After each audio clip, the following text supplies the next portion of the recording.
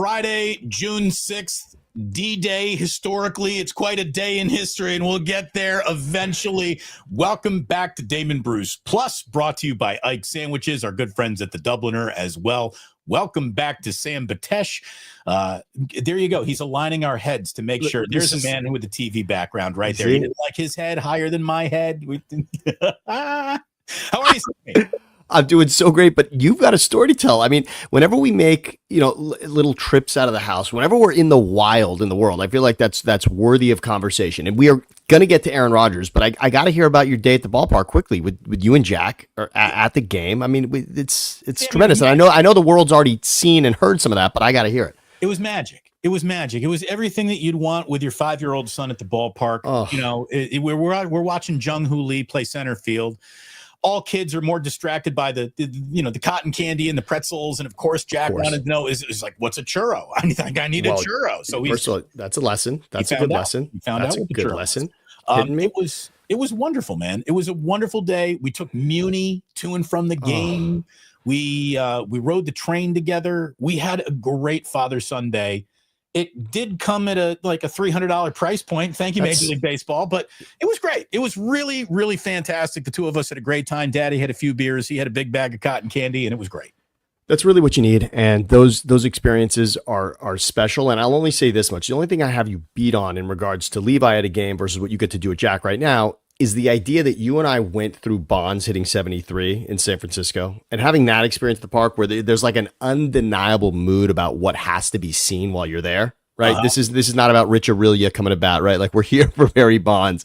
That's what this is for. And in LA now, I can say that going to a game with Shohei Ohtani, I know that someone else has the moniker Godzilla, who won World Series MVP against the Phillies in 2009. Of course, Hideki Matsui, but this guy's Godzilla, Damon. I mean, this guy... That's Godzilla.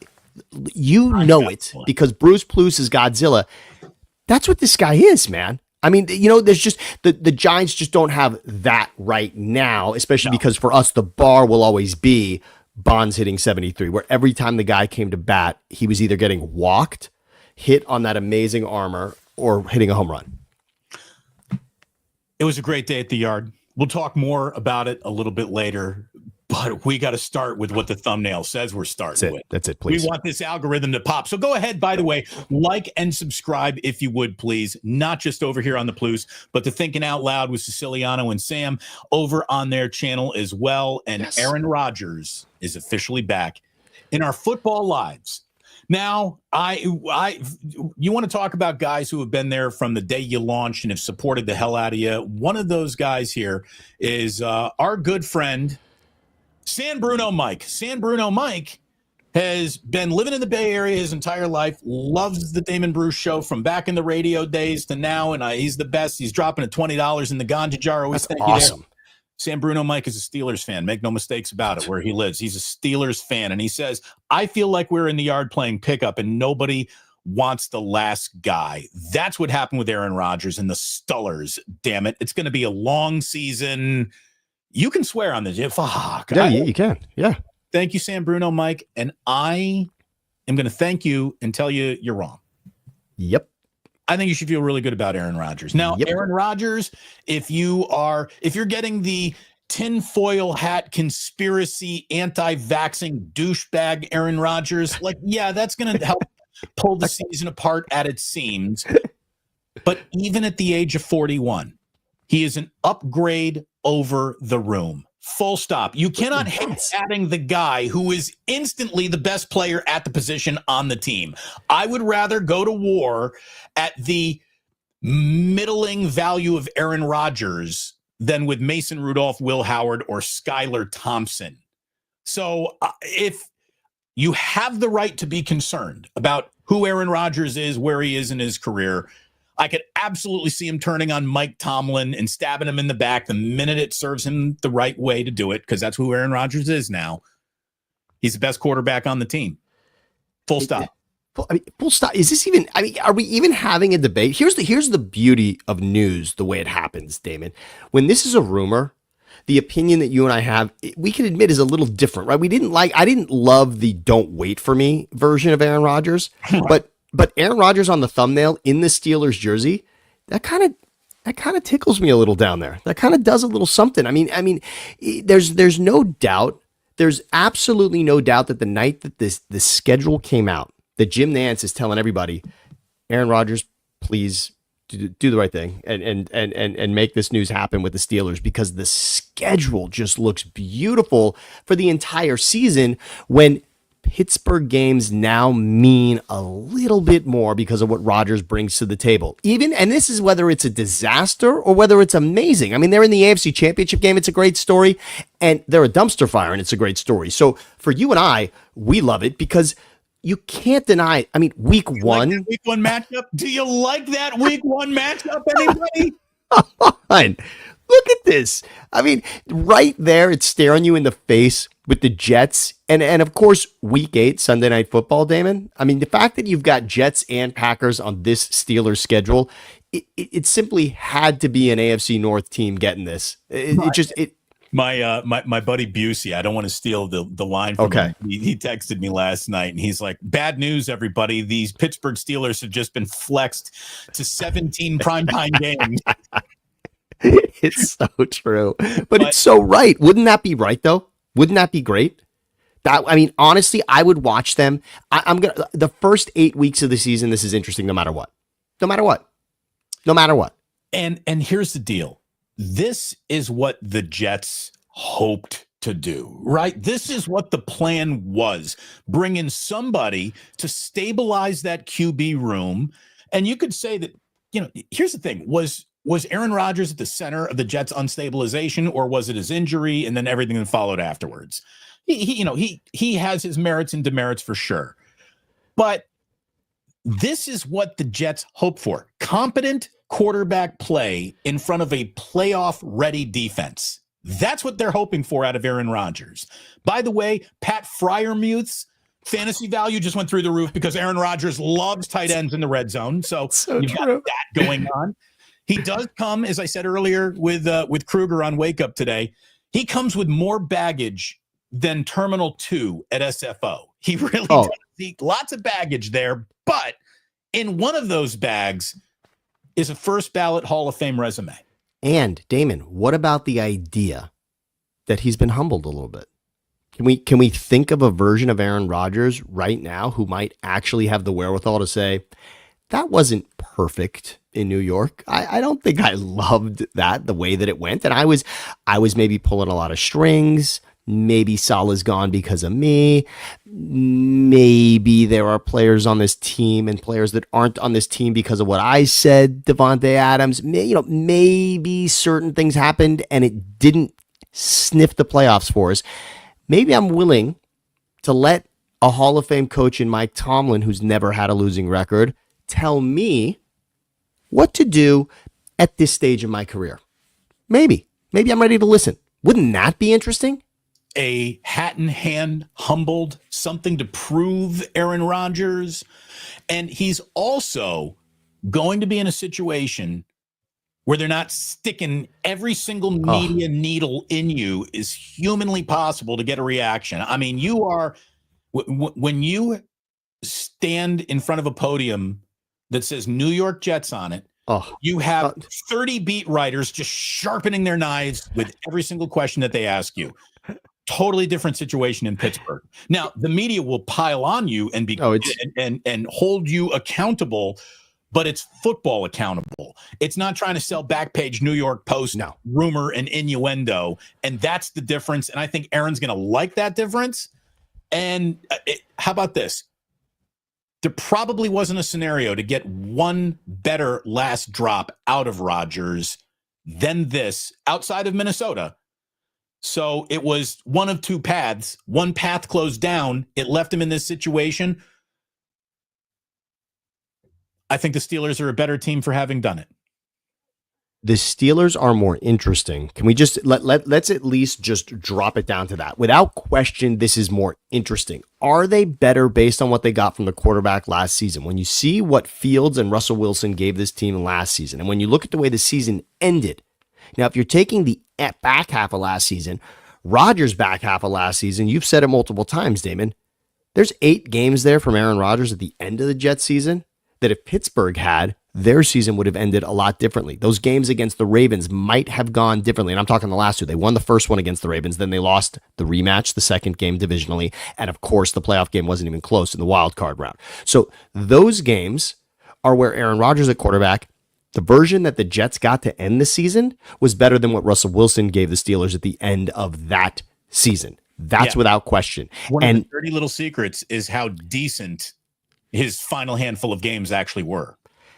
The Jets thing will be seen as a disaster because, again, look, you and I know this. We're judging on playoffs. I mean, everybody is judged in this league based on whether you're getting to the playoffs or not. And for the Jets, no matter how bad you are, there are seasons. It's not like we can't close our eyes and picture the Jets in the AFC Championship game. We've seen that in our lifetime. We've seen Jets teams that are not just respectable but competitive and sniffing a Super Bowl. We've seen that, so it's not impossible to envision.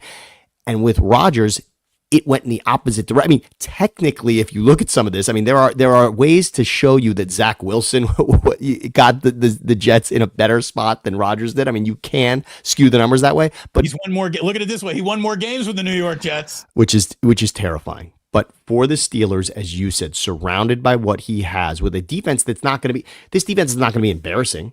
This defense is TJ Watt. This is not, I mean, the Jets. The Steelers defense will be one of the 5 best units in football this year. As it is. That's like we chalk certain things up. Can we chalk this up? Mike Tomlin's going to be near 8-8. We like he's going to be near 8-8 in that when we get to the final game of the season, Tomlin's going to have a record that is near 8-8. And whether he's going above that or below that, well, guess what? He hasn't gone below that yet as a head coach. That's remarkable. So this team will be in the conversation, and with Rodgers in the conversation for all the right reasons. Some rookie offensive linemen in Pittsburgh, a brutal division, the Steelers play in, but football remains more interesting with Aaron Rodgers in it. Sometimes that interest is for all the wrong and negative reasons. And again, the first it can just be about football again, maybe. And the first comment that we had today, which we love that super, and we love seeing the $20, and that is a real Steelers fan. And I understand. Look, Damon, when we're talking about our teams, it's hard to ever say, oh, this team's going to the Super Bowl. We're just sort of trained to know that things aren't going to go well. And I think that's what I'm hearing from Steeler fans at this point. We just know this isn't going to end the way we want it to. From a Steeler standpoint, I think this is going to go well. From a Rodgers standpoint, I do want to present to you the one thing that Siciliano had said a while ago to me. What if Rodgers waited through all of this and the season started, and then he had one of 32 options in front of him instead of one? In other words, there are going to be 32 teams, some of which may fall out of love with the current quarterback that they have thinking is going to start week 1. They may be in position for playoffs and then get an injury, and Rodgers can come in as a savior as opposed to all of training camp, looking at the schedule with Rodgers there. What about a team that sort of established what they are this season, and then Rodgers gets to come in and keep them afloat? Wouldn't that be nice? I'd love that because there are more options for him than just the Steelers, and we all know this was just the Steelers. Yeah, I mean, if you're the fire extinguisher that no one's really expecting much from, just showed up, the pale rider on his white horse came into town and saved the entire town. There is an element to romance there, but I just think that's a recipe for bad football too. Like, you need football practice, especially with the new team, especially in a new situation. I mean, I look at this as, hey, it could go wrong in a lot of different ways. He and DK Metcalf could also really be fantastic together. We'll find out. We will find out. Again, Pat Freiermuth, fantasy. Pat Freiermuth's fantasy value just went through the Fryer roof. Do you see what I did there? I do. By the way, I love that. And also, DK also becomes an interesting player here. DK is certainly somebody that right now we feel like that stock is rising, especially when you look at what Devontae Adams won fantasy leagues last season. With what he was doing in the prime playoff games from a fantasy standpoint, when we're talking about week 14, week 15, what Devontae Adams was doing with Rodgers in those games, that was special. And if he can create that with DK, and by the way, we have footage of DK and Rodgers working out in LA a month ago. So these guys have already been putting this in the shop and thinking about this for a little while. Good I love it. I love it. I mean, it looks good on the thumb, Damon. I think it's going to look good on the field. Rodgers with the Steelers. I mean, it actually feels bigger than when Favre went to the Vikings. All of a sudden, it puts the Steelers back in that conversation of, oh wow, this organization can be incredibly meaningful in this league. And then, of course, the irony we didn't even mention, the fact that Rodgers beat the Steelers for his Super Bowl. It's also kind of a fun little note there as well. Outside of Russell Wilson, it's the first ever time a player who beat another team in a Super Bowl shows up for that other team. That's great. So there's another little interesting historical element attached to it. And the thing is, and maybe Sam Bruno's Mike's biggest worry, and this is right to be worried about, is this is no long-term solution. There is not a long career ahead of Aaron Rodgers in any way, shape, or form. But just looking at the vacuum of this 1 year, Aaron Rodgers or Mason Rudolph? Aaron Rodgers or rookie never played before Will Howard? Skylar Thompson? Come on, this is what are we talking about? What are we talking about? And again, I didn't love "Don't Wait for Me," Rodgers. I didn't love that version. Right. "Don't Wait for Me," which felt like you're telling one of 32 franchises, like, I might have something better going on over here. But now that it's here and it's happened, and he says, "I'm going to be here. I'm going to be here for camp, and I'm ready to roll." I kind of love it. I do. I love it for what we get to watch. And I think the season's more interesting with Rodgers on a roster than not. Right. That's for certain. Mark Graves is saying Aaron Rodgers in a blue collar city. Wow. Well, it's not like Green Bay is a metropolis of modern urban culture. So, this is him back in a city that, look, in New York, it's hard to keep it all about football. Yes. In Pittsburgh, they insist on it. It is so right, Damon. It feels so right that this, I mean, first, what's really actually, when I went back and dissected this, the Steelers from a quarterback standpoint, there is Terry Bradshaw and there is Roethlisberger. There's a lot of seasons, and it's the most important position in all the sports, but nailing the quarterback in Pittsburgh, that doesn't always happen. That does not always happen. This has been an interesting ride at quarterback since Ben left. Obviously, and it'll be incredible. I don't think this is likely, but what if Fields leads the Jets to the playoffs? I mean, that's on the back burner. I mean, or frankly, if Russell Wilson leads if Russell Wilson leads the Giants to the playoffs, I mean, there are other interesting scenarios here where the Steelers are going to be, there's going to be a lot of I told you so, but right now I like where everyone landed. I do like where everyone landed. Post Ben Roethlisberger, you've had Kenny Pickett, Mason Rudolph, Russell Wilson, Justin Fields, Mitchell Trubisky. It hasn't been great. It's been rough. I mean, frankly, you know what? Again, this speaks to Tomlin, right? You're talking about no losing seasons, and run through that roster one more time and just think in your mind, winning season, and now name these guys. Mason Rudolph. Okay, so in 2021, Ben Roethlisberger started 16 games. Mason Rudolph started 1. In 2022, Ben is now out of the league, and it's Kenny Pickett starting 12 and Mitch Trubisky starting 5 games. In 2023, Kenny Pickett got 12, Mason Rudolph got 3, Mitch Trubisky got 2.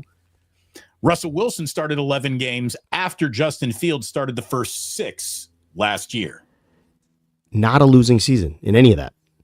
We're talking Mason Rudolph, not a losing season. Hey, Kenny Pickett, not a losing season. Defense wins championships, and defense will also get your ass to 8-8. It'll carry you. And by the way, for all the Niners fans that love what we do here and love what Damon's been doing for years, it's a shame.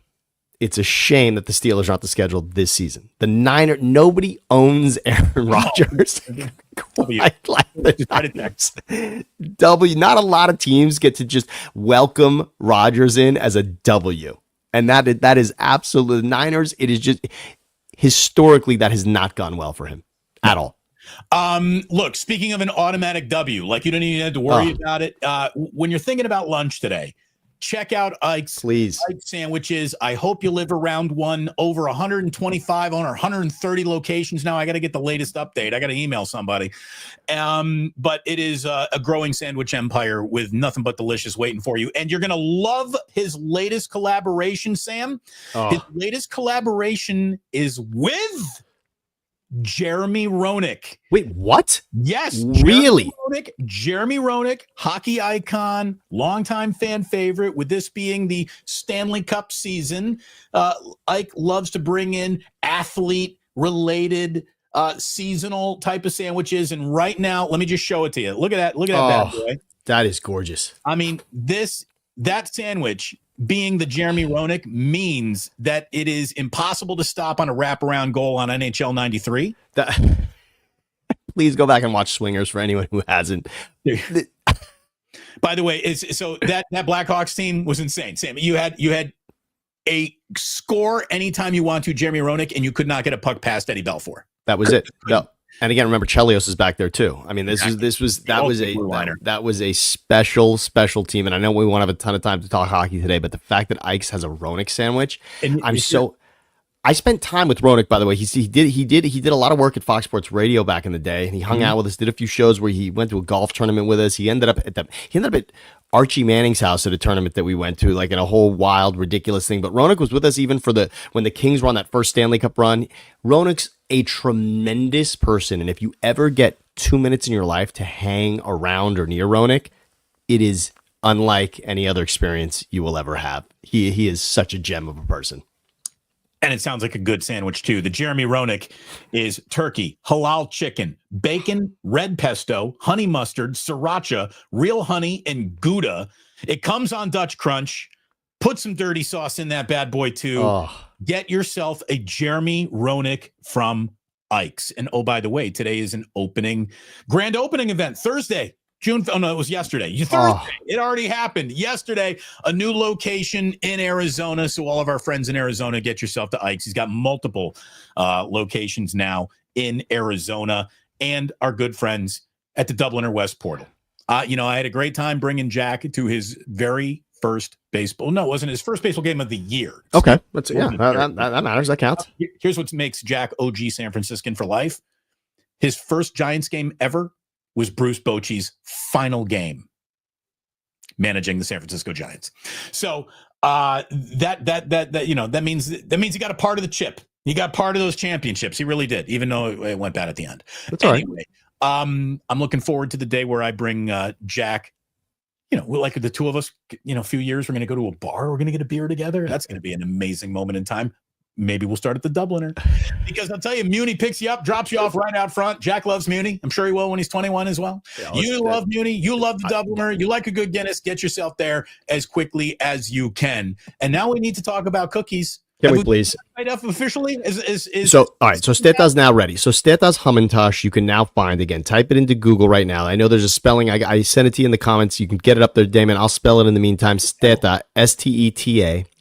With an apostrophe S. I didn't, but and this is another one. I'll get to Safe Store. Leave it up. You can leave State, but yeah, but Stetas is there too. I'm gonna go back. Stetas Hamantash. This is a cookie. It is a beautiful, doughy, delicate shortbread with jam in the middle. It's either apricot, it could be chocolate, it could be boysenberry. It is raspberry. It is absolutely delicious. Get yourself a Stetas Hamantash. My Aunt Marlene. What a cookie this is. What an experience. What an amazing baker she is. Now, something else. Safe Store. You did see it up there. Safe Store is also any of your bulky, ridiculous storage needs in the world. Safe Store USA. These people, chain of custody, they store for law firms and for police and sheriff's departments, Damon. I'm talking if you have anything obscure and weird that you need, safe, secure, never anything to happen to it, this is the place to go. Safe Store USA. We're talking really unique. I mean, if you need a car stored for years, this is the place that will do it for you. Safe Store USA. Check them out, and the website's right there, safestoreusa.com. Is it safe? Guess what, Damon? Is it safe? It's the marathon man. Is it safe? Laurence Olivier, just in the back of your teeth. Is it safe? Well, that's a tough scene. That's a tough scene. That's a tough. Look it up, kids. Movies in the 70s. shit was rough. Anyway, it is great to have you here. Like and subscribe to both channels if you would please. 49ers OTAs are wrapping up. There's an awful lot of just positive stuff coming out. This is a year where the 49ers, some people have been saying, that it's going to be a gap year for them. There's going to be, this year is kind of a throwaway year. I don't think so at all, and neither does Las Vegas. Right now, Brock is going off at 28-1 to win MVP. And the 49ers, as an organization, have the third best odds to reach the playoffs in the NFC. Far, far and away, the best worst to first odds in this sport. A 62.4% chance they make the postseason. ESPN giving them a 35.8. We'll just round that up to 36% chance to win the NFC West, which is the best in the West. Another really interesting thing, and I was talking about this with Kruger on Wake Up, and this fact and 275 will get you on Muni. So it is worthless, but it also isn't. They finished 1-6. 6-11 season was terrible. They're one of the greatest 11-loss teams of all time. Their DVOA was the best ever by an 11-loss team going back to 1978. So did they have a bad year? Did it fall apart? Did they sort of quit on the season at the end? Yes, yes, and yes. While that was happening, they were still better than a lot of people wanted to give them credit for. They were still executing in a way which didn't make them have statistical numbers that accompanying a suck season. They were still pretty damn good. They just really petered out in the red zone, and they could not stop the run. And when you are bad at both of those things, you're kind of fucked to begin with. They fit this statement better than any team I can remember in recent history in the NFL. Ooh, nobody wants to play the Niners. That's exactly what it was. Yeah. You could give them that credit, like, no, do you want to play the Niners? No, nobody wants to, but yet people were and beating them. But each week it still seemed like, but you don't want to face the Niners, though, because at any time they could show up and be that team capable of winning the NFC. They every week they were that scary where, oh, wow, are they going to turn it on? Are they going to look like they did in the snow in Buffalo? Or are they going to be the team that we know can charge into overtime against Mahomes and the Chiefs in a Super Bowl? It was all season wondering what was going to show up. Everything that was negative around the team a year ago, as Mike Silver famously dubbed it, the bad vibe summer. It's the opposite right now. It's the opposite feeling around the 49ers. Brandon Ayuk popped his head out of nowhere and tried to sprinkle a little negativity on the situation. Didn't really take. No one gave a shit. And you can tell that the Team Ayuk, maybe not Brandon himself, but Team Ayuk immediately called Mayoko or whoever he's got the number 2. And then not even 3 hours after the Ayuk is kind of being a dickhead story comes out, you hear the, Brandon Ayuk is he's there in the facility every day. He's an off the field coach for these new young guys. So they immediately tried to do damage control. Somebody should just take IU's Instagram account away from him and just say, dude, just get healthy. Just play football again. Stop. You're not serving yourself, the team, your own brand, your own image well at all. Less is more. Rehab. It's got to be, here's the thing. You don't get the guaranteed $78 million to play football. That's the fun part. You get the guaranteed $78 million to rehab an injury, to go through your off-season workout program, to have all of the, I am pinioned under a playbook that I have to master. All that's the work. You are paid Monday through Saturday. Sundays are for free. Brett Favre actually said if he could just come back and play the games, he would have played another decade. Favre, and of course, Favre did unretire and then basically play another decade. But Favre said he would have continued if it was about Sunday. He would have been there again and again and again. And who knows how he would have felt about Thursdays, et cetera. And about getting a volleyball court built, he would have been there. Yeah, that is for sure. So, Damon, I want you to go back to something you said. The best odds of any last place team to win their division is the 49ers. Yep. And it's not really even close when you go through and ask yourself division by division. If you look at each division, and remember the team that finished last, can you wrap yourself around a scenario where that team wins the division? Can you actually talk yourself in to the Panthers winning the NFC South? Can you actually talk yourself in to the Giants winning the NFC East? No. We can have a conversation about the Bears winning the NFC North, but the Lions are there. That feels incredibly uncertain at the moment. There are divisions where you could see random things happening, and maybe not the team that won it last season. But when you're talking last to first, which by the way happens more seasons than not in this league, a worst to first happens almost every season. Did you know that? And the Niners are really, if you've got money to spend, if you want to make a futures bet right now, and you can put good money before the season starts, before any more good news comes out of camp, we don't tell you to spend your money here much, but that feels like a nice bet to have. Niners NFC West champs feels like a nice ticket to hold right now. How about this? Brock going off at 28-1 to win MVP. Let's just, based on the pursuit of line value, eliminate all the top guys. So Lamar's going off at plus 550, Allen going off at plus 600, Mahomes plus 650, Burrow 700. I don't like any of those odds. I'm playing for bigger stakes than that, so screw all those guys. Jaden Daniels plus 850. I don't know if I like it. I see a sophomore slump for a very good quarterback. But I like the value. I like the value. You do? Okay. I like the value. Jalen Hurts and Herbert going off at plus 2,000. Love and Stroud are both going off at plus 250. And then there's Brock at plus 2,800. Well, of all the guys you said, who's been closest to it? My cousin 2 seasons ago had the Brock MVP ticket. And we're talking about a season where nobody was talking about that. Right. And into that Christmas game against the Ravens, the season doesn't end on Christmas, but had it, that ticket cashes. He is the MVP. Before that game starts, Brock is NFL MVP. He also had Christian McCaffrey in his Player of the Year, Offensive Player of the Year award, siphoning some votes away from him, splitting the votes, and Lamar ended up carrying it. And Lamar had an incredible year that year. There's no denying him. And it was sort of like a Heisman matchup between the two guys that were vying for it, and Lamar came out in that game and fared much better than Brock did on that day, and that really spelled it and sealed it. Brock sort of had the last laugh in the end because Brock's in the Super Bowl and Lamar was not, but that was a Super Bowl season. When you look at those numbers and you think about people that have been there, Brock Purdy's been there. Yeah. Brock, when you went through the tier of people that once that drops to 1,000, when those odds go to plus 1,000, not a lot of guys there that you can say, oh yeah, he was the MVP. Right. And Brock was. And how about this? You got 2 guys who are at the top of this list who have only been to Super Bowls with tickets in hand. Lamar and Josh Allen, right? Yes. Then you got Mahomes plus 650. We know who he is. Burrow, he's been, but lost, just like Brock did. Jaden Daniels, never been. Nope. Jalen Hurts, we know. Yeah. Herbert, not close. Love, close, no cigar. Stroud, not yet. So it is interesting to see how that all unfolds out. How about this, Sammy? As a card-carrying Eagle fan, are you ready for Saquon's Week 3 Achilles tear?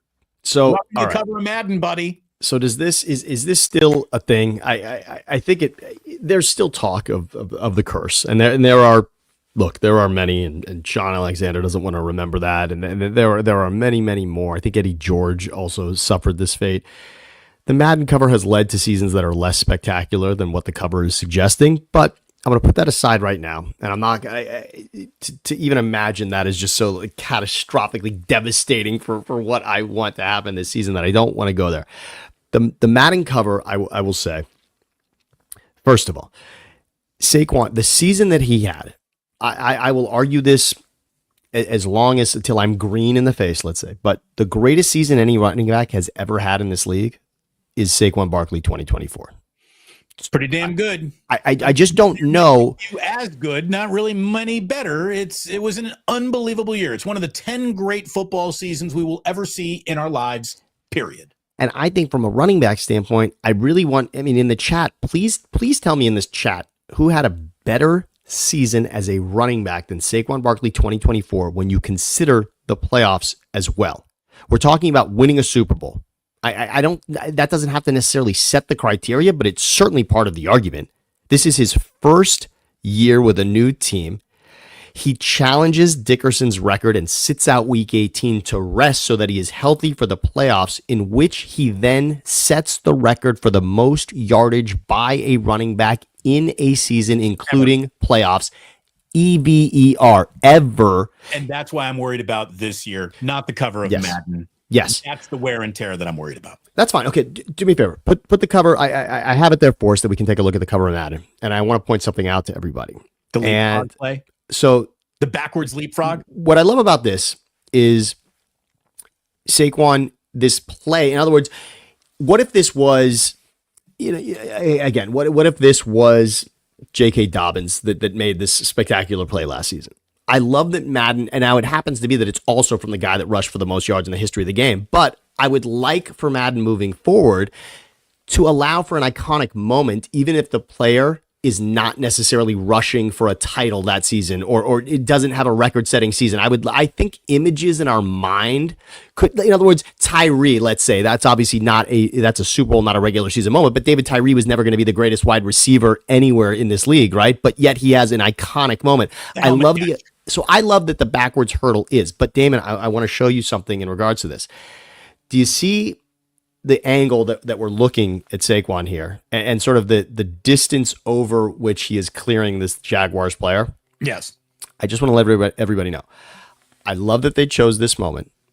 I'm going to ask you, Damon, and everyone in the chat, do we like that this was manufactured and not actually taken from the game? If you go to Twitter, Saquon posted it, and so did EA Sports.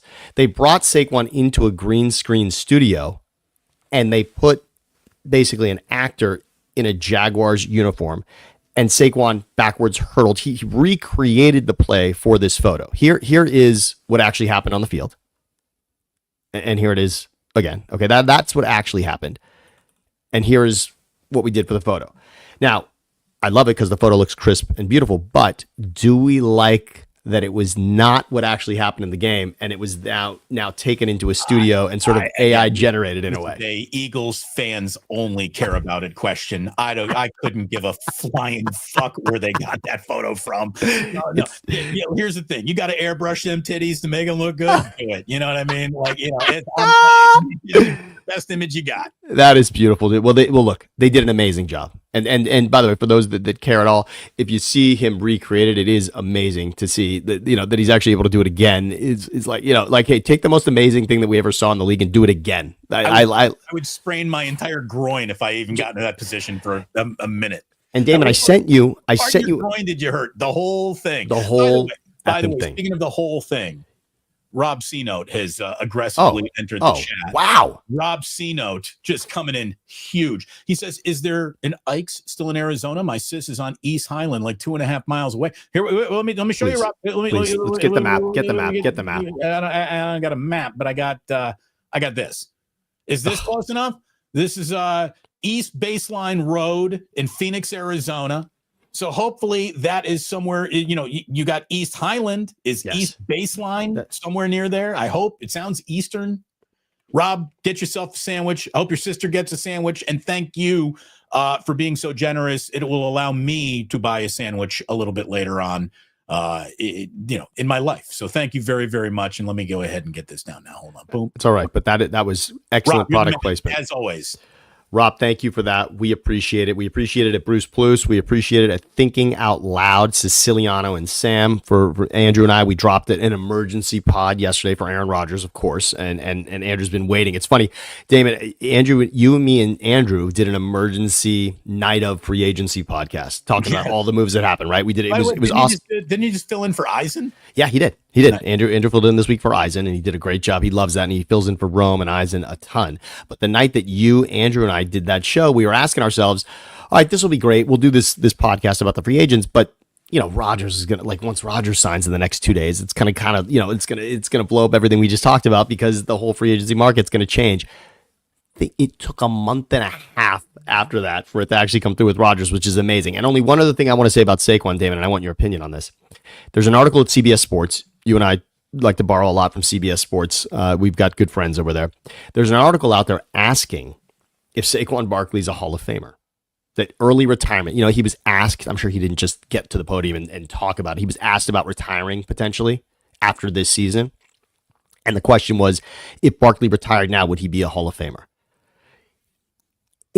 I hate to be the guy that's just the Eagles fan on this, but is there any part of you that thinks he wouldn't be a Hall of Famer?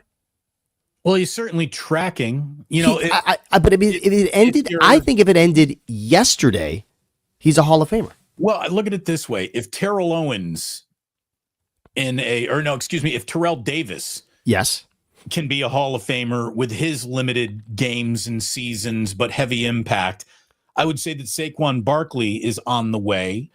You know, when you break a tape with one of the greatest seasons in the history of a Super Bowl, winning a Super Bowl in your first year, where there is absolutely no doubt that the straw that stirred the drink all year long was you, when your highlight package includes a selection of 60-yard touchdowns that you'd like to choose from. 4 against one team. I mean, I want more. I mean, Saquon Barkley has not been in the league that 1, 2, 3, 4, 5, 6, 7 years is what he's played. 7 years. He hasn't gotten to 10,000 yards yet. He's at 7,200 yards in his career. He hasn't eclipsed 50 rushing touchdowns yet. But he's a special player. Doesn't even. He's a special player, and not that it matters. But I do think you then harken back to what he did in college, and he was unstoppable at Penn State. Yeah, I mean, he's going to be a Hall of Famer. How about this? I'm not worried. I'm not worried about him. I just want to make the point that if it ended today, he's a Hall of Famer. And I'll say also this: there's a clip on my Instagram page and on my Twitter account. There's a clip. I'm saying without question, Saquon is the greatest Eagle of all time based on what he did in one season. He said he. I mean, Reggie White played for this team. Guess what? But in his first season as an Eagle, he rushed for more yards than any Eagle ever, with more rushing touchdowns than any Eagle ever. He has the record for yards in a game. He has the most spectacular play by any Eagle, maybe any player ever, that we just talked about on John Madden. But in the vacuum of his no one in the all-time NFL draft is taking Saquon Barkley number 1 overall at running back, where Reggie White might go number 1 overall when you start drafting your defensive line. And Reggie White also, and here's what I would knock against Reggie in this argument, I think Reggie also has the context of being a Packer, which would overshadow what he did in Philadelphia, whereas Saquon, no one is claiming, but that's what he did with the Giants. No, once he won the Super Bowl in that first season with the Eagles, that ended it. So I just want to end the debate. Saquon Barkley is there is a yellow jacket waiting for Saquon Barkley as of this moment. That's all I wanted to say. Greatest Eagle of all time. Are we just going to pretend that Vi Sikahema didn't happen? Let me tell you something. I'm ready to go there, and anyone who wants to send me grainy footage here, please do. But Saquon Barkley, in one season, he became the greatest Eagle of all time. You're gonna have to put together a resume, and I don't think it's even worth looking at any others. All I can tell you is that in one season of impact, I was ready to say that Christian McCaffrey is the greatest running back in the history of the 49ers right now. Like, with all due respect to Joe the Jet Perry and Frank Gore and, some really good running backs in their moment that Roger Craig, God bless him. Christian McCaffrey became one of the 10 greatest 49ers of all time in fewer than 20 games in the uniform. And that is among the hardest all-time top 10 NFL lists to crack. It really is, because the Niners arguably have the single greatest safety / corner in Ronnie Lott of all time. They have the single greatest quarterback in Joe of all time, with the indisputable single greatest wide receiver of all time. So 3 of the top 10 positions are permanently held, which means have 7 slots to crack. Yes. That's it. Christian McCaffrey is in there. I'm with you on that. And it's hard sometimes when a player comes from somewhere else for us to see that, but it's without question what McCaffrey has done with Shanahan. That and what the way he elevated this team and this offense. And I also think you and I haven't discussed it enough. The most important player heading into next season, we've spent so much time on Brock and the contract. It's Christian McCaffrey. The most important player this season for the Niners is Christian McCaffrey, because that will be the difference. That will be the difference between what we saw last season and this season, is Christian McCaffrey making those contributions once again. He's the skeleton key that unlocks the entire offense. So there is no doubt that a Christian McCaffrey, here's what the Niners, you want to talk about. Okay, so the list of things that the Niners have going for them. Hopefully a healthy veteran core in Trent Williams, Bosa, and George Kittle all year long. They got rid of slow, ineffective wide receivers, have hopefully replaced them with faster. Christian McCaffrey re-entering the chat changes everything. There's no way to be worse than 32nd on special teams. They will improve on special teams alone, which I think is a 1.5 to 2 game difference in wins and losses. And outside of Ben Johnson replacing Matt Eberflus, I don't think that there is a bigger coaching upgrade to be found in the NFL than Robert Saleh over Nick Sorensen. Not that Nick Sorensen might not be a good coach someday, but in his 1 year with the Niners, that defense regressed savagely, and there was constant miscommunication in the secondary. The team lost its way as a run defense, and Nick Sorensen might be the single worst one-season position coach the 49ers have ever had. That's how bad it was. And now they replace him with Robert Saleh, who is, again, outside of Ben Johnson upgrading Chicago's head coaching situation. I don't know if there's another bigger upgrade than Robert Saleh for Nick Sorensen. That's got to be worth 2 wins right there. They were a 6-win team last year. I found 2 wins in coaching upgrades alone. So now you're at 10 wins. And this is before we talk about, well, did Brock have a big year? Did Christian McCaffrey have a big year? Did this rebuilt young defensive line gel quickly and all figure it out? Like, I think a very good 49er season is about to be downloaded into the NFL. And for those that haven't seen the video of Trent Williams pancaking players, right, at the OTA, that was fantastic. Right. And boom, just there you were, and now you're gone. The Saleh thing's also interesting. We didn't talk about Bryce Huff. Where do you stand on Bryce Huff with what happened, considering what he had done with Saleh, with the Jets? That one season in Philly it'll largely be forgotten. It's sort of a blip on the radar in between. He's not going to forget it because his bank account will forever be changed in a positive way. But Huff with Bosa, with Saleh, you got to love what's coming together now defensively. And I think that Huff thing, again, Jed York tweeted it out the night of the draft. Yes, Robert Saleh is back in the building. And his stamp is now all over what is happening. And you've nailed it, and I'm glad you prefaced it with the Ben Johnson thing, because yes, that's quite an upgrade there as well. But yeah, Saleh with the Niners, don't forget what he had done in the past year. I love when long odds become, what's the opposite of insurmountable? Surmountable? Sure, surmounted. Surmounted the odds. Surmounted. There's got to be a better word, but we're going to go with that. How about what we're watching unfold in the NBA Finals after just one game? And I'm going to tell you, I said Thunder in 5. They're going to have to now win 4 in a row for that to be correct. I think the Thunder are an awesome basketball team that has been disrespected in real time, but the real disrespect has to be the way that we just continue to dismiss the Pacers time and time again. I saw this because, being a former guy who lived in Indiana, I have friends who I've never liked the Pacers. I've never rooted for the Pacers, but a lot of guys who write and talk about Indiana basketball are Pacers. So I get a lot of Pacers bullshit on my timeline, whether I want it or not. How about this, though? The Pacers now have a win in every single round of this NBA playoffs where they have overcome these probabilities to win a game. 0.3%, 2.1%, 4.1%, 2.6%. the odds of any one team overcoming all of those percentage points 4 times in the same postseason is 1 in 1.5 million. Is that good?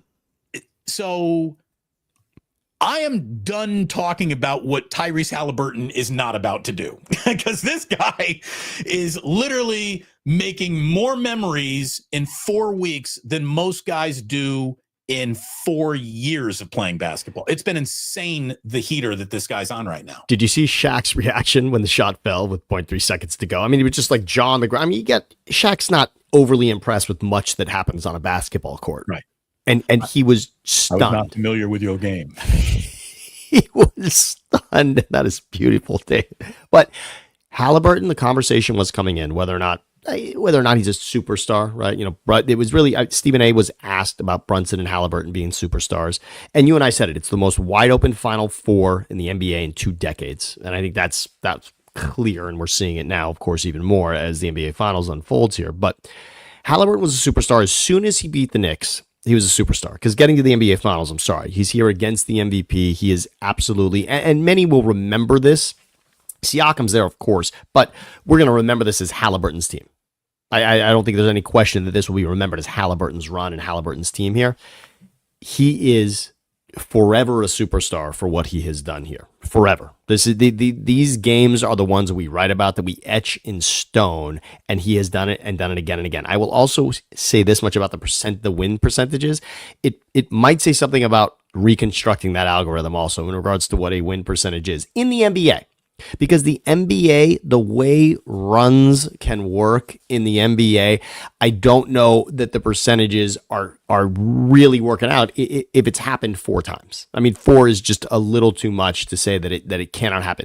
Was that game last night, game 1, more ridiculous in regards to comebacks than what they did to the Knicks in 48 seconds? I think that, because how many turnovers did the Pacers have last night? Like 700? Oh, it was they set a record for most turnovers in the first half in franchise history. It was insane how sloppy they were with the ball and how in control of that. It was the Thunder by 10 or 15 all game long. It was one of those. So again, there's nothing worse than a 12-point NBA game. Yeah. Because it's you're really not right in it, yet it's not so far away where you feel comfortable turning it off because anything could happen. You're 4 trips down the floor, 4 made threes in a row, and we're right back at it. But I'm literally, because Jillian's out of town, I am putting the kids to bed. And I'm not even worried that I'm missing the 4th quarter of an NBA Finals game, because it looked in the barn. And when I walk back in the room after tucking both boys in, I'm watching that. I look at what's unfolding. I look at the situation. I'm like, what happened? How did How? And that's the thing. It's not even that the Thunder really let the rope as they much didn't gag as it. the Pacers started hitting shots. That's really what it comes down to. And so much of this league is that. And as a Warriors fan, you can appreciate that, because the made shot, what the Warriors have done to shooting percentage, we will never see that ever again. Now you know how that can play a difference. And of course, what happened with Naismith and the game against the Knicks, you're never going to see that again. I mean, from a player like that to hit back-to-back threes the way that he did to make that a game. And then what we saw last night downtown in that game, that's ridiculous. And look, Toppin also was he was 5 for 5 from 3 at one point. I mean, Toppin was unbelievable shooting the ball as well. No stopping. Toppin. So I love that. You said OKC in 5. So I have 2 stories about this. Number 1, did you know that Jay-Z has the same bet that you do, but you probably laid a little less on it? Jay-Z's got $1 million bet on OKC in 5. Math still works in your favor, Jay-Z. Still, you needed the Pacers to win 1, so that's on the board, right? I mean, if it's a parlay, you needed Indiana with 1. They've got it. You're predicting gentleman sweep. Still on the board. You're still on track. This is Iverson beating the Lakers in 2001. You got 4 straight going for the Lakers. This is still very much in play, so it can happen. The number 2 thing about this, which was just so special, is that the odds in the series, OKC minus 700, I thought was outrageous. I remember 2004, Damon. I think the most, and by the way, it's odds overcome, right? When you're talking insurmountable, it's overcoming the odds, right? That's probably the term we were looking for.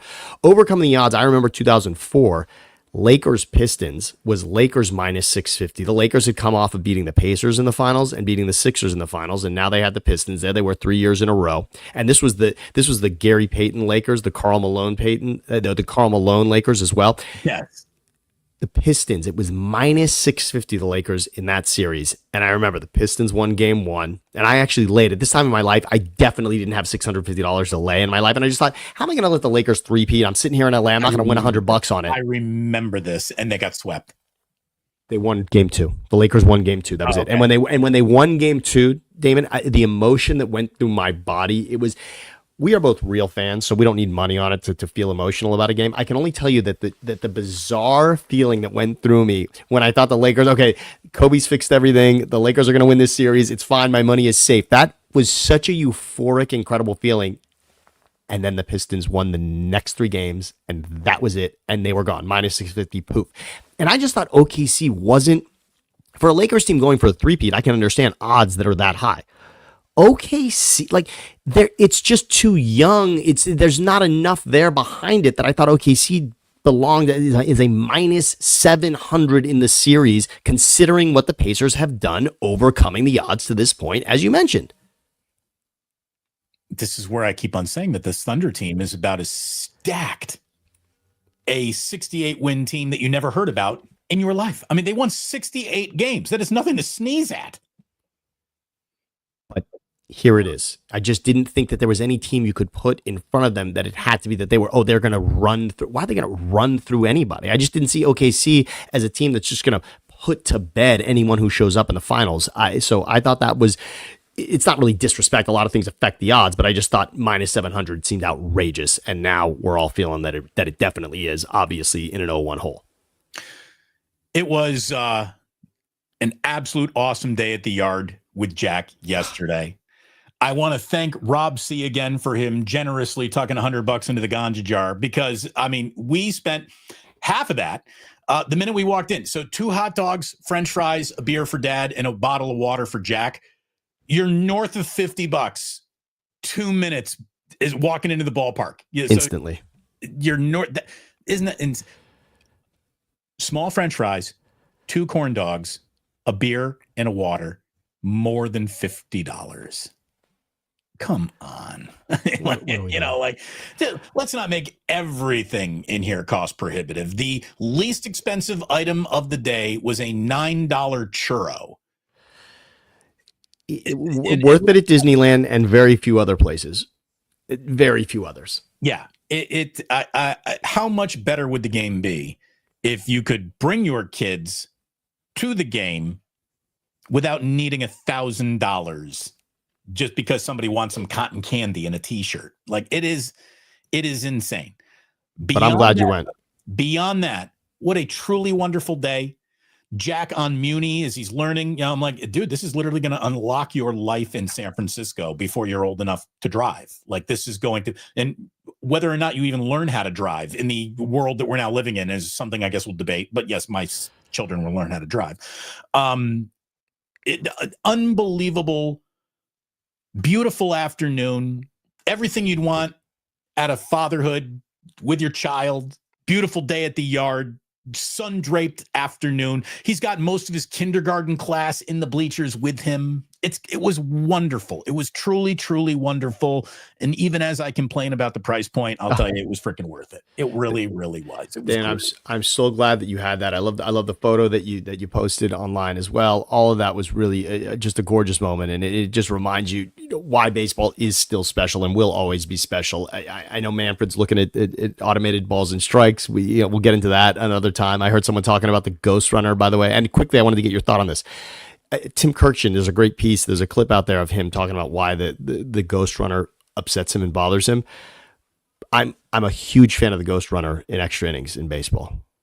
He talked about, and I would love to hear you on this, and I don't know how deep you're going to go down this rabbit hole. I love it because I just think the intensity of what happens immediately in the game changing is outstanding. And The only merit to the Ghost Runner is I will admit that there is nothing more likely to make me put a baseball game on than knowing, all right, it's an extras and this thing could wrap up quickly. It's done. However, we don't need it. We don't need it. And now that games, I thought I was going to hate the pitch clock. I really like it. I love how it has sped up games. It hasn't really sped up the game as much as it's prevented it from screeching to a halt. Yes. And because of that, because every game is now coming in, Sammy, where did Sammy just go? Because every single game is coming in, under 3 hours. There is no need to have a Cliff Notes version of the game once you get to extra innings. Like, that drives me nuts. So I would like, now that the game has been sped up, to think that we don't need to get through extra innings as fast as humanly possible anymore. So that's what I would like. Look, Sammy's back. I apologize. I respect your take, even though I did jump out, but I know how you're feeling about this. You didn't feel the games were taking too long. There's how many games were going, 18 and 19 innings to upset the apple cart enough to make this worthwhile. Anytime I bought a baseball ticket, the last thing I wanted to do was for this game to wrap up as fast as possible. It felt like game time. Speed of game, duration of game was really only an issue for on-schedule beat writers and networks who wanted to cut away to the next program. Here's what I like about it. And you and I are just going to agree to disagree right now. And then I can't wait. Now, what's beautiful about us saying this today is that we're going to get a reprehensible, ridiculous walk-off game from the Ghost Runner that we hate. There's going to be a meaningful game that ends on a sacrifice fly in the play, in the regular season that's going to determine a division winner, and we're going to hate it. But for now, I'm going to represent the part which I love, which is simply this. The idea that a team can hit a single in the top of the 10th and take the lead, and the home team still comes to bat with a chance to hit a walk-off home run is cool. That's because what the Ghost Runner represents is 2 runs. So I like that. It doesn't just represent 1 run. It immediately means 2 runs are at the plate, especially when we know every player is swinging for a strikeout or a home run. I just love that nothing seems out of hand or insurmountable at that point, because you know that the home team is going to bat with that runner on as well. So I like that. Usually I don't like gimmicks, and I want to give baseball credit for changing when otherwise over the years baseball has taken so long to do anything. And along those lines, I also just want to say, before we get to this date in history, which I know is coming, I want to credit the NHL for something. I think 3-on-3 overtime hockey in the regular season is amazing. I think if you put no clock on it, every game would end in 7 minutes. Mm-hmm. So I understand that in 5 minutes, then we go to a shootout, and then we can have ties. And Americans want wins and losses in the columns. NHL, if you want your one issue for Americans, wins and losses. Just make that overtime. Just put no clock on overtime for 3-on-3. Every game will end in 7 or 8 minutes. That's it. They're all going to, it's so quick. But I love that in the playoffs, it's not 3-on-3. It's regulation. It's 5-on-5. Yeah. And what you and I saw in game 1 of the Stanley Cup final, I just want to give credit to what a moment for the Oilers, for a beautiful tic-tac-toe Hall of Fame goal from Corey Perry to Connor McDavid to Leon Draisaitl. What an iconic Stanley Cup moment that was for a player who we will one day say is the only argument we have against Wayne Gretzky being the greatest ever. It's going to be another guy who plays for the Oilers in Connor McDavid. I thought, and you and I were texting during the game, and I hate when a great hockey game ends on a soft goal. I hate that. And I thought, oh man, this is going to end on a dribbler. No, it was awesome. It was awesome. That was a fantastic moment for hockey. Anyone who was complaining about the matchup not being sexy enough, man, the hockey in that game was so good. It was just balls to the wall hockey. It was great. It was really, really good. And again, if you're complaining about market size and that's why you're not watching the NBA Finals, you don't get it. Like you don't. You're part of the problem. We're trying to look for people who want to be part of the solution. Speaking of part of the problem, though, Sammy, I wanted to talk about this awesome day that I had with the Giants and going and being there with my kid and relating to how robbed A's fans in Oakland were of that by the move and the generational robbery that was committed of children and mothers and fathers and parents and children and grandparents, and the generational connection that baseball gives us has now been forever destroyed by John Fisher's greed and ineptitude. And our good friends at the Last Dive Bar tweeted something out today that I think officially deserves a moment of recognition on this show. To let you, to prove how wrong everything that the A's are doing truly is, today is the 500th day of silence in terms of being able to respond to their social media posts. The A's, I believe, are truly the only team, not just in America, but maybe globally, that has turned off replying to their social media posts. They know that that's how bad it will go for 500 days. In the modern 2025 world that we live in, you cannot reply to the A's in their social media posts. Last Dive Bar says, today marks 500 days since the A's made the decision to shut off comments on all social media platforms.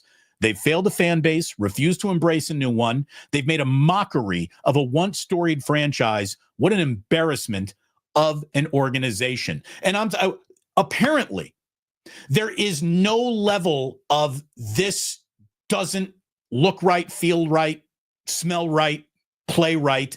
And what are they now? One in their last 20? I mean, what? Tell me why John Fisher is allowed to exist in the universe of a sports owner. I don't get why they have not run this fuck out of the clique. Just go get another billionaire. Get rid of him. Literally plant a fake story. Have him sexually molest somebody. Just get him out of the room. Get rid of him. He's not good for anybody, most especially the A's as an organization. When the number one reason why you are guaranteed to arrive dead on arrival is your owner, replace the owner. Jerry fucking Reinsdorf is exiting stage left. If that can happen, John Fisher can go. I spoke to you about one of the saddest moments I've had in the Bay Area, and it happened very recently.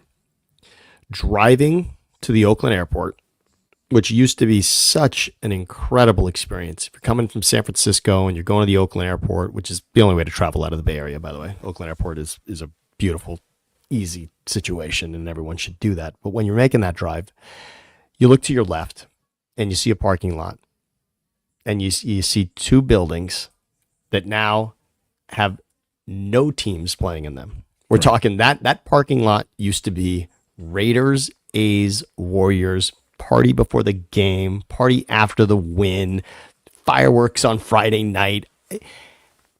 And the ghost town that is now in that parking lot is terrifying to drive by. To think that nothing is happening in that parking lot is, you said it, it's reprehensible, and I cannot believe it. I also want to know what conversation happened in the offseason in Major League Baseball just a few months ago that it was allowed, that the A's said to Major League Baseball, we don't want to be designated by a city. We want to officially be known as ATH Athletics. We don't want to be OAK. We don't want to be LV. We don't want to be SAC.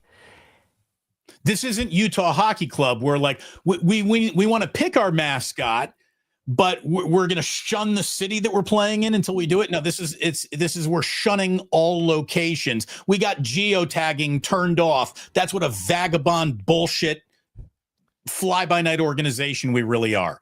And who the A's should really be thanking is the Colorado Rockies, because save for what's happening in Colorado, this would be the greatest catastrophe happening in Major League Baseball. Hold on. We get a guest appearance. Let's go. What's going on? Your name was in the game? Come on. Wait, what? Let's. That says Jack, and the other word is tough. He's playing a little. Yes. Look at our guy here, Jack. Jammies. That is so good. It's a jammy day. By the way, yeah, Levi calls it Jama's Day. This is a jammy day for sure, Jack. And I don't know if We call it a Hugh Hefner day. This is a Hefner day. I hope if Jack can't hear me, I kind of want to ask him, and you can ask for me, Damon, if not. But Jack, what was it like yesterday? I mean, what was your favorite part of being at the Giants game yesterday, which you were? Well, I mean, you were obviously there with Daddy, but what was the best part? Was it the churro? Was it your favorite? What was the cotton candy? Cotton candy. Yes. The only answer, really the only answer. I mean, it is the key to his heart was not necessarily the game itself, but what are the snacks? Just like Levi wants to know, what are we eating? That's it. Like, what are we eating when we get there? It's all that mattered. It's all that mattered. That's all that mattered. By the way, he just got so excited he saw his name in a video game. He had to come show me that. So what that happened, was he like on top score? What happened? No. Like you're building your own character, and sure. Guess a name, and he's like, "Oh, I can pick my own name." So he's very, very excited about that. Can't wait to see that. Also, probably means that the bowl of Cheerios that I left for him is, he's out. So I gotta go I gotta go get that. Let's do it. Which means it's time for a little today in history. Thank you very much, young man, for speeding the show along.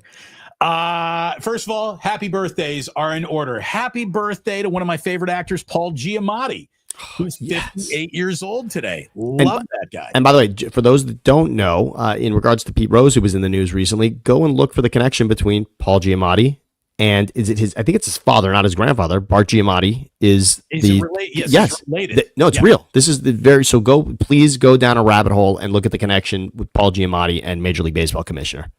Today is Jason Isaac's 62nd birthday. I didn't know who Jason Isaac was. I recognized the guy, but I could not have named him until he spent this last year as the dad from Duke on White Lotus. That's cool. Who showed you his schmecky came out in like the 4th episode. I think it was a prosthetic. If it wasn't, congratulations to Jason Isaacs. Congratulations for sure. That is what a beautiful moment that. Flashing the whole family. Happy birthday to Harvey Fierstein. Used to be I believe, #1 ranked gay in America. There was Harvey Fierstein, and his voice is his incredible voice, which has been mocked and everything. And I remember John Lovitz doing a Harvey Fierstein impression called "Plug Away" with Harvey Fierstein. Come and plug whatever product. Plug away with Harvey Fierstein. 71 years old. Happy birthday to Harvey Fierstein, stage actor, Tony Award winner. Happy birthday, Freddy Krueger. Robert Englund, who played Freddy Krueger, is 78 years old today. Still nightmares for me. That movie changed my life. Nightmare on Elm Street, the original, changed my life. There is fear. Horror movies can be, just interesting. You can see things that you'll never unsee. But I mean, the sounds and the experience of knowing that you could fall asleep and still not be safe, that was incredible. That changed going to bed forever. One thing you can't avoid doing, like the whole point of Jaws being not scary is don't go in the water. All your problems are solved. Done. Everyone has to fall asleep. That's what made Nightmare on Elm Street. And the damn glove just across the metal railing. The metal. Yeah. Oh, do yourself a favor, please. Goes, cute kid. Thank you very much, Cynthia. Oh, yes. On there. I'll tell you what, we could have a cute kid off because Levi is freaking adorable too.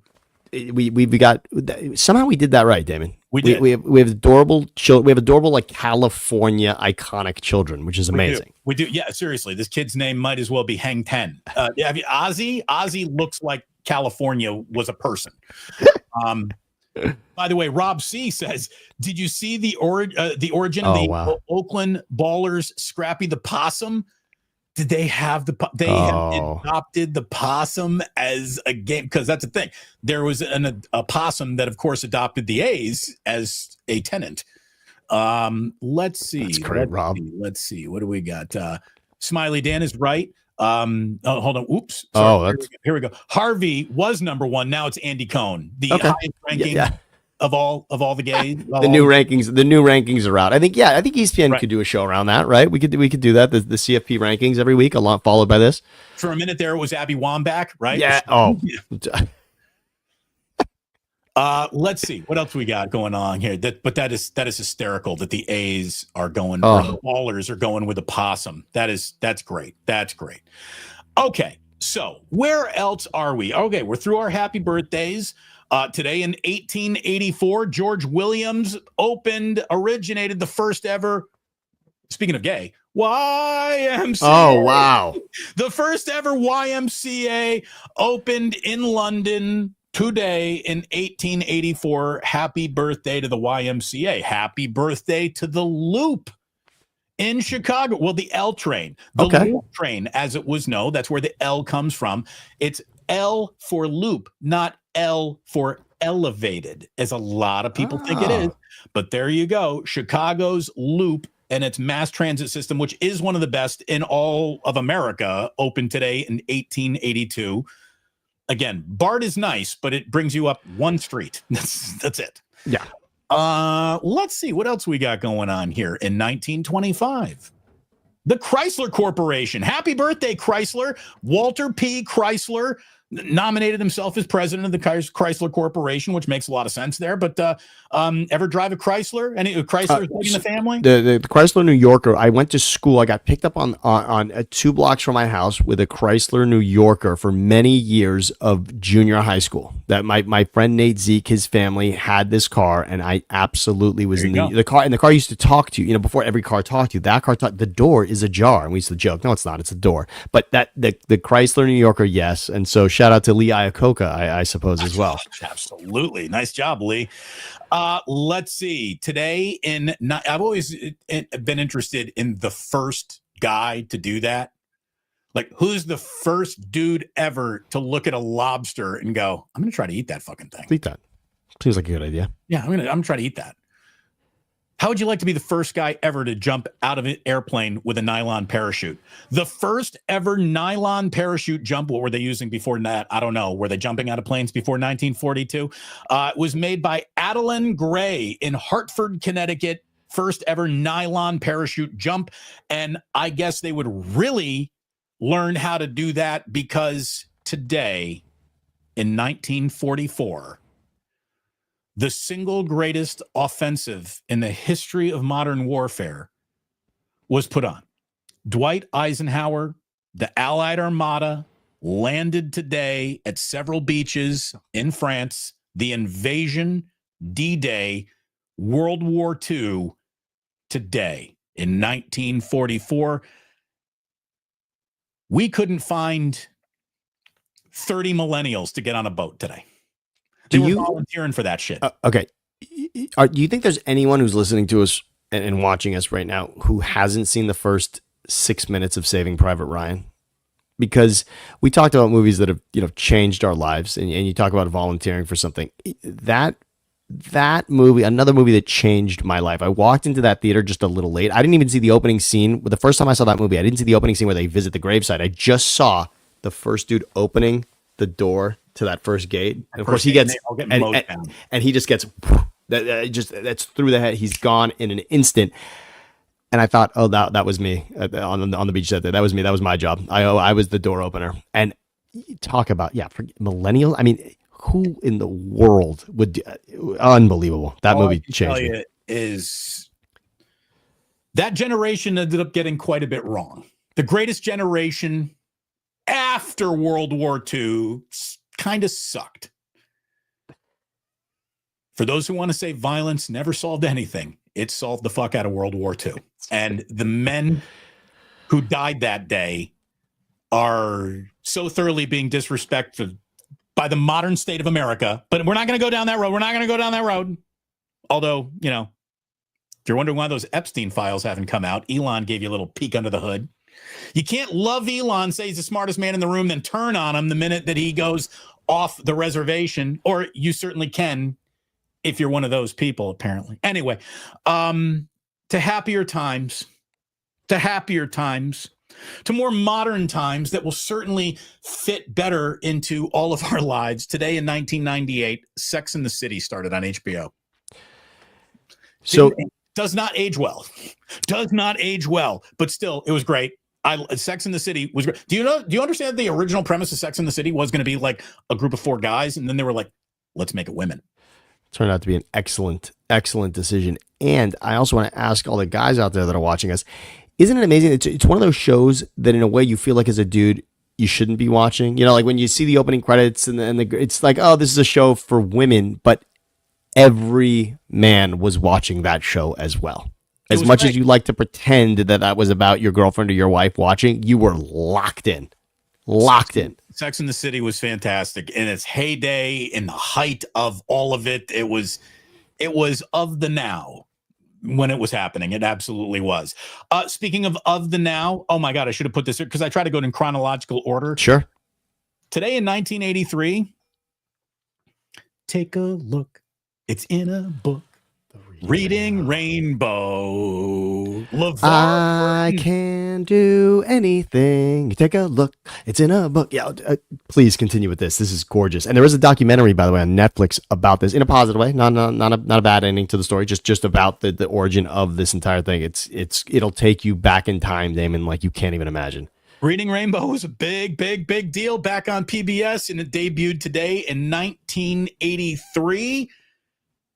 And we could end on that, but I'll end on the fact that today American Pharoah won the Belmont Stakes, and probably if I asked 100 people on the street who's your last Triple Crown winner, they wouldn't say American Pharoah, but today it happened for the first time in 35 years. In 2015, we got a Triple Crown winner. And now horses don't even race the second leg of the Triple Crown anymore. And I hate that for racing. So I was going to bring this up. I if we had time, I think it was 2 weeks ago. Whenever what's the second race is Preakness, right? Yeah, the second is in okay. Derby, Preakness, I was going to bring this up the other day when the Derby winner didn't race in Preakness. I remember you said 2015 is when Pharoah happened. I remember as a Philly guy, Smarty Jones was a Philly horse or horse from Philadelphia, not female, but from Philadelphia. Also, I think a Philly as well. But Smarty Jones, I went back and watched. Smarty Jones was winning Belmont for the Triple Crown. And at the end, gets past at the end. It was one of those like rip your heart out. It was going to happen. It's not like he wasn't racing. No, they were in the race and winning the race. And it was stunning what happened at the end of that. At the Belmont, that thing goes, you got to longer than you think. To that pole than in any other race. It's longer than them all. And Rob C, again, was he a mutter? Not only was he a mutter, his mutter was a mutter. Fantastic. And there you go. I mean, it doesn't get better than being able to hang out with Sam for 90 minutes. Sammy, thank you as always. Like and subscribe to Thinking Out Loud, Siciliano and Sam. Yes. Like the Plus, if you would please like and subscribe. Somebody earlier said, hey, I've liked and subscribed as much as I can. What else can I do? Tell your friends. Tell them to be here. Hit notify. Don't miss whenever we go live. Thank you all so very, very much. Sammy, always a pleasure, man. I've got some choppy weeks coming up with little vacations that are planned. We'll figure it out. We might be popping up in time slots, unexpected. Hit notify, and you won't miss a thing. And on that note, thank you very much to today's benefactor, who was Rob C., who comes in big for the Ganja Jar today. That's awesome. Thank you as always, Rob. Thank you as always, Sam. Thank you, Ikes. Thank you to Status Hamantash. Thanks to our good friends at the Dubliner.